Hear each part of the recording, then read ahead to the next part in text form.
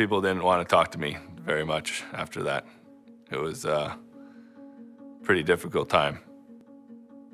You know, it's the last race of the year. You don't have a chance to redeem yourself. We lost the championship by 1 point, so I tried to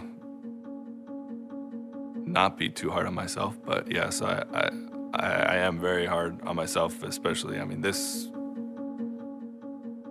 something that doesn't leave your mind very, very quickly. My failure? I almost failed out of high school twice. I had a really bad year where everything went wrong. Oh yeah, everybody makes mistakes. It broke all the bolts and the structure basically collapsed. Well, I made a formal apology.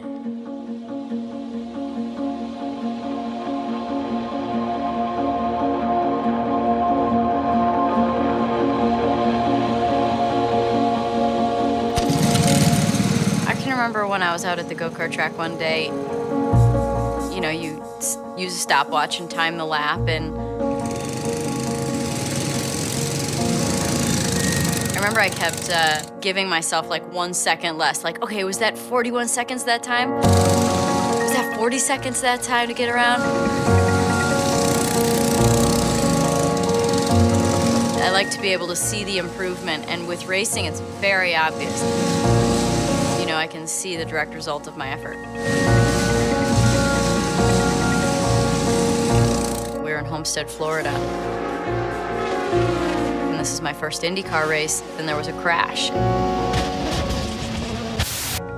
I don't remember anything, but the car was on fire, and, you know.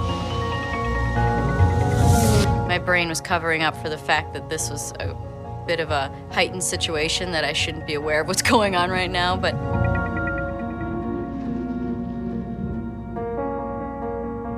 I woke up in the medical center, and there was a bright light above me, and Father Bob is over here to the left, and I've got needles in my arm, and, you know, it's, so that was probably the worst moment.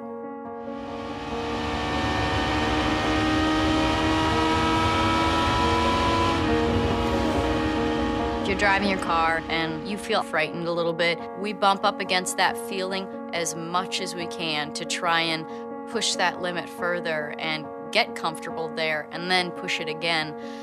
So, you know, you're constantly on the brink of crashing, because that's the fastest. So much of racing is failure. Failure is a byproduct of pushing the envelope. You push the envelope of performance until things fail.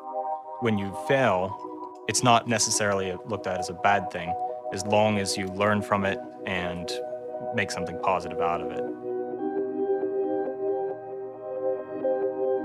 Honda's not a car company. Of course, Honda started as a motorcycle company. More than anything, Honda's an engine company. From the president on down, throughout its history, it's been engineering-oriented. Engineers, for better or worse, always want to change things and advance. これはね、もう全てがホンダ総一郎の要求そのものが全てそういうことになってます。ですから、まあ100回トライして、99回失敗してもいいんだと。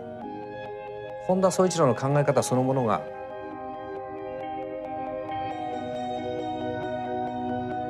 試行錯誤、失敗の連続で、その延長に何回も失敗するとその中に素晴らしい技術があるという。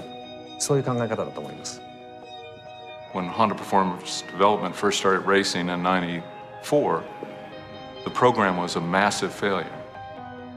We had a lot of engine problems. We had a lot of engine failures. Here on lap number 10 is making an unscheduled stop in the pits. We blew the turbocharger off the engine in several places. The corner workers are reporting that there's a fire in the left rear of his car. Say 15,000 revolutions per minute.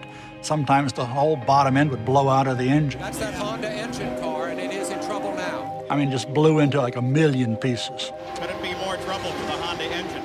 In the seat, in like a 5-gallon bucket, was all these engine parts from everything that was blown out of the bottom of the engine.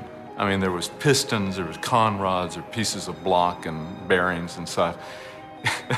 And one of the Japanese engineers that was here on assignment was all concerned because he was afraid that there were other pieces of the engine out there on the racetrack that they failed to pick up.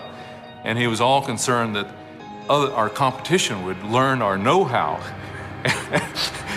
and we'd lose our confidentiality. And I'm saying, what's there to worry? I mean, no one would even want to know what's in our engine. There were a lot of failures in 1994. And those failures led to a new engine in 1995. We improved it step by step to a point where finally in 95 we won our first race, and 96 we won the championship.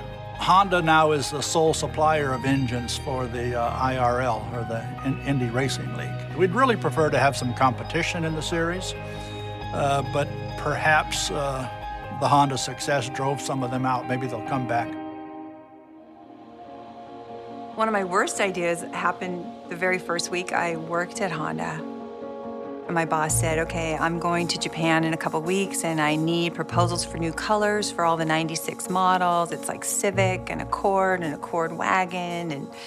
And I just completely panicked because, I mean, literally I was asked to do more in my first week at Honda than I had done 4 years at my previous job. I had been really wanting to do an orange car, really wanting to do orange. And decided, okay, 96 Civic, we're gonna do orange. Really without doing my homework completely, I proposed this color. I get in this big room and it's, you know, sales, engineering, and design. It's the balance of powers where everybody makes the decisions, you know, to see what goes into mass production. And I think they're all looking at this new person, this new designer, thinking, well, maybe we should trust her. So they went ahead and they put the orange into production and the dealers flipped. It's like, what is this hideous color? It's like, stop production of this immediately. That's okay, right? I mean, if you've got a boss that's telling you to take a chance, and if you make a mistake or fail, you know, just try not to do it again, and try to learn from that, you know, that's a good thing. I mean, you take chances, you know. I think everybody in that room understood they were taking a chance, but they were willing to take that chance. I tell him, well, Edison trying to do the light bulb, and he said, I never failed. It just didn't work 10,000 times. And that 10,001, it lit up. So it's, if you look at it that way, were those failures?